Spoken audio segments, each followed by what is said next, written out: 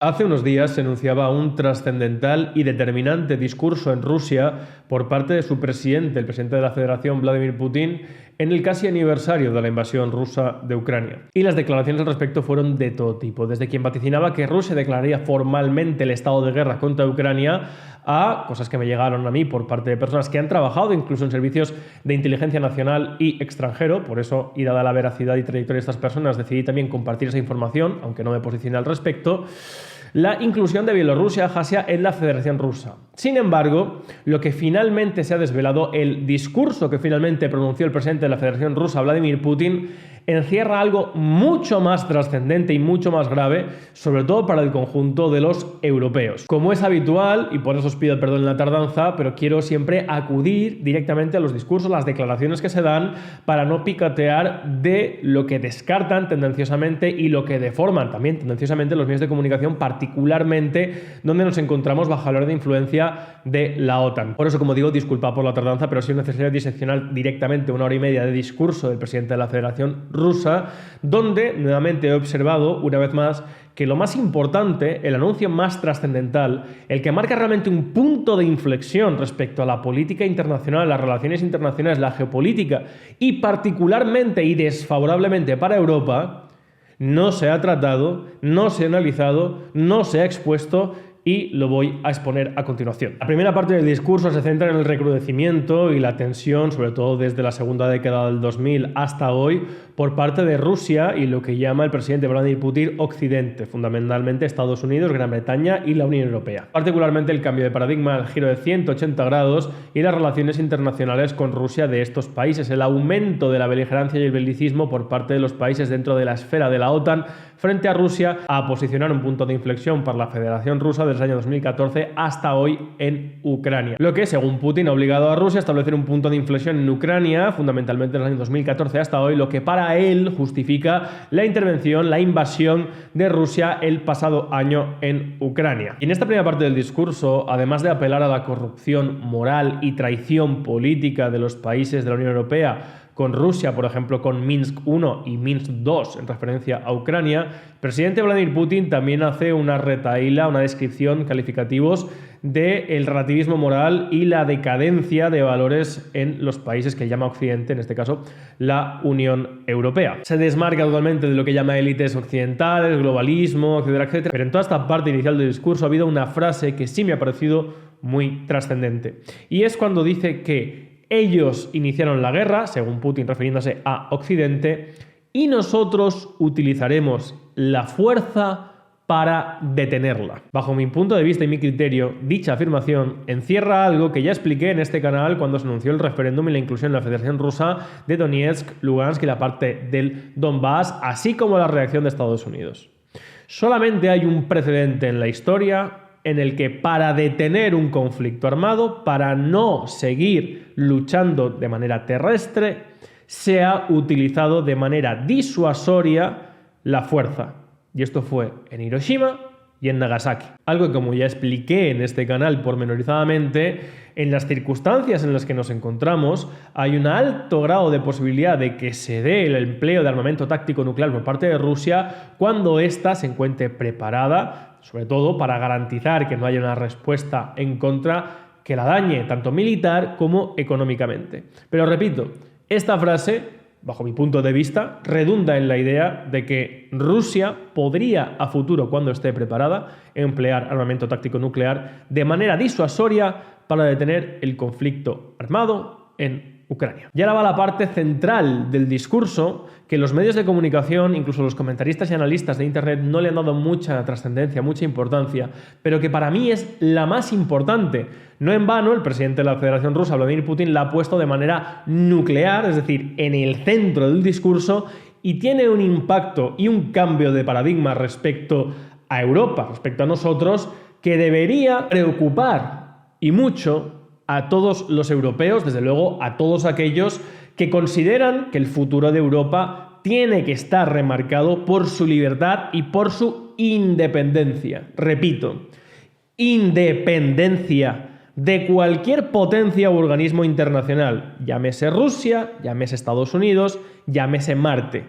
Pero cualquier persona que quiera construir una Europa unida a futuro, que no es lo mismo que Unión Europea. La Unión Europea no está construida para unir a Europa, está construida para controlar Europa. Bueno, pues cualquier persona que quiera una Europa unida, libre e independiente debería echarse a temblar por este cambio de paradigma que considero que no se conocía de manera tan radical en Europa, ya que Rusia forma parte de Europa, desde antes de Pedro el Grande. Y es un vuelco total en la logística, la infraestructura, el desarrollo, la inversión, la economía de Rusia, que desde que se configura como nación ha configurado, junto con una serie de países que tenían más fácil volver sus intereses a otros continentes, hacia Europa. Europa ha sido configurada por no solamente los países que están en su núcleo, sino por aquellos limítrofes, entre los cuales está España, que de manera voluntaria han continuadamente, a través de siglos, centrado su política en esta esfera. Muy bien, pues este discurso redunda en la idea fundamental nuclear de verse abocada Rusia a romper, a acabar con ese paradigma que ha configurado la Europa de los últimos centenios. Por eso para mí es la parte más importante del discurso, ya que el presidente de la Federación Rusa ha anunciado la ampliación de relaciones internacionales y la creación de nuevos pasillos, las nuevas carreteras, la inversión de infraestructuras como la modernización, por ejemplo, y el desarrollo del corredor transiberiano hacia Vladivostok, con ramificaciones hacia Mongolia y China, fundamentalmente, y centrarse, ha dicho literalmente, en los mercados de Asia y de Oriente. Lo que pasa por desarrollar y ampliar los puertos del Mar Negro y del Mar de Azov, ampliar el corredor norte-sur hacia Oriente por carretera, los ferrocarriles, canales como por ejemplo el Volga-Mar Caspio ser ampliados, una serie de programas sociales que no afectan en lo internacional como gas gratuito para hospitales, colegios, modernización de la tecnología, beneficios fiscales para empresas rusas que compren producto nacional o que trabajen exclusivamente a nivel nacional o consuman producto nacional, etcétera, etcétera. Pero este anuncio del cambio de paradigma de la economía centrada en Europa a la economía centrada en Oriente y en Asia es para mí el punto nuclear que ha pasado aquí sin pena ni gloria, pero que anuncia algo trágico y terrible para el conjunto de Europa. En primer lugar, esto establece algo que, como sabéis, hemos explicado aquí de manera pormenorizada, que es lo que está buscando Estados Unidos, que es la fractura económica y política de Europa con el aislamiento de una parte de Europa como es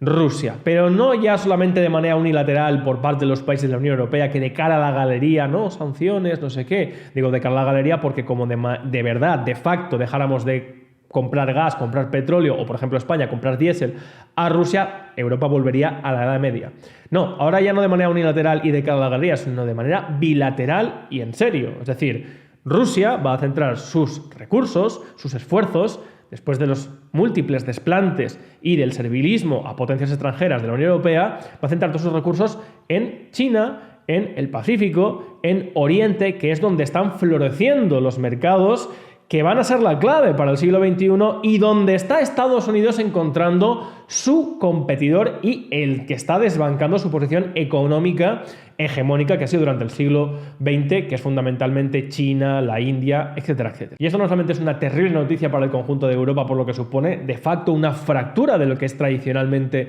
Europa, sino que además implica que la miseria en la que está redundando Europa desde el punto de vista económico, desde el punto de vista social, incluso desde el punto de vista moral, va a seguir siendo así, ya que los únicos proveedores que vamos a tener a futuro van a ser aquellos que han intentado por todas de forzar esta situación y llegando finalmente a ella, como son Estados Unidos y sus socios. Quiero que se entienda bien esto porque hay personas que, bueno, por lo que sea, pues no lo terminan de entender.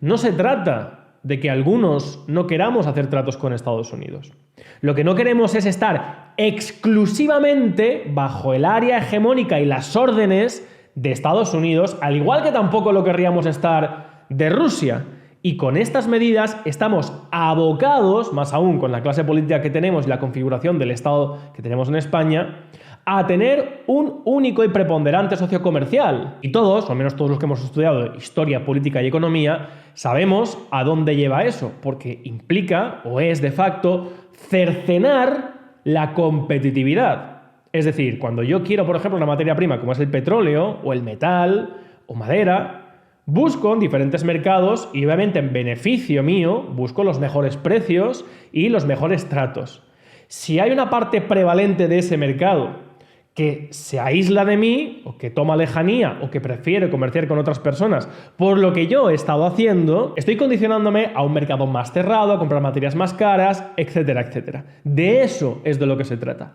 Algo gravísimo y que, repito, en la crítica situación económica, política, de inflación, de empleo, de envejecimiento de la población, en la situación en la que está Europa, repito, esto es una trágica noticia, pero no para Rusia, para Europa, y particularmente dentro de Europa, para los países que más se han desindustrializado y cuya producción es más precaria, como por ejemplo nuestro caso, España. Pero bueno, como estamos donde estamos y en la sociedad en la que nos encontramos, sobre todo los medios, quienes tienen una voz, digamos, de largo alcance, obviamente subvencionada y regada por los medios estatales, no contemplan otro futuro para España y para los países europeos que no sea bajo los intereses de Estados Unidos, lo cual nos lleva pues, a un endeudamiento que jamás podremos pagar, a vender, como en los años 80, nuestra infraestructura, nuestra industria pesada, naviera, pesquera, lechera, a intereses de potencias extranjeras. Por ejemplo, ahora si tenemos que cedernos intereses en el Sáhara, a Marruecos, pues también lo haremos. Porque ese es el modelo en el que estamos y porque cualquier persona que no entienda España, nuestro país, nuestra nación, como un acólito, como un esbirro de Estados Unidos,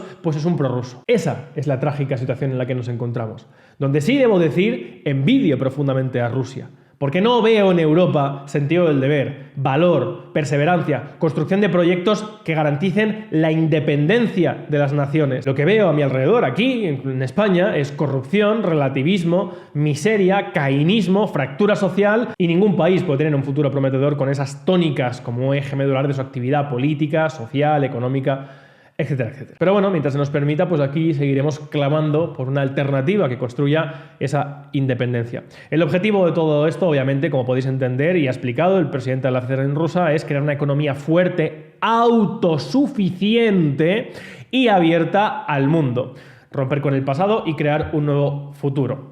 Y luego hay una última parte del discurso, que es la que más ha trascendido en los medios, que es el tema de las armas nucleares o armas estratégicas. En este sentido, el presidente de la Federación Rusa lo que ha recalcado es que desde el año 91 al año 2010 ha habido diferentes convenios y tratados de armas nucleares centrados en la desnuclearización, en las cuales Rusia, Estados Unidos y países donde ha remarcado mucho, como por ejemplo Francia y Gran Bretaña, han estado en principio y en un inicio cooperando hasta el año 2010, donde se rompe lo que se establecía en un principio como la integridad y posicionamiento de armamento de Estados Unidos,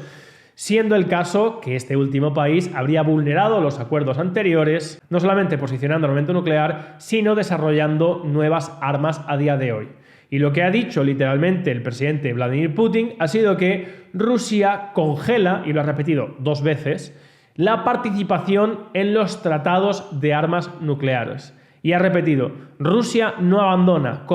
congela.